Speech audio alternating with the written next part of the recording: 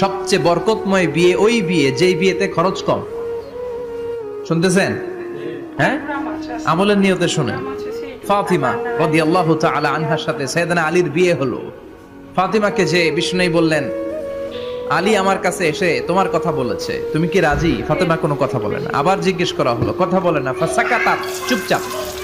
তিনবার বিশ্বনবী জিজ্ঞেস করলেন, তিনবারই চুপচাপ। আসুকুতু নিসফুর রিদা, মেয়েদের চুপ থাকা সম্মতির অর্ধেক। যেরকম ঠিক কিনা? কি লজ্জাবতী নারী, কিছু বলেই না। তার মানে বাবা যেটা ডিসাইড করবে ওইটাই। ফাতেমার সাথে সাইয়েদনা আলীর বিয়ে হয়ে গেল। সামান্য কিছু কাপড় পেয়েছেন, সামান্য কিছু দিরহাম পেয়েছেন, সামান্য কিছু মহারানার বিনিময়ে বিশ্বনবীর কন্যা সাইয়্যিদাতু নিসাই আহলিল জান্নাহ, সব নারীদের সর্দারিনী, যে ফাতেমা জান্নাতের দরজার ভেতরে ধাক্কা না দিলে কোনো নারী জান্নাতে প্রবেশ করতে পারবে না। সামান্য কিছু মহারানার বিনিময়ে বিয়ে হয়ে গিয়েছে। সুবহানাল্লাহ।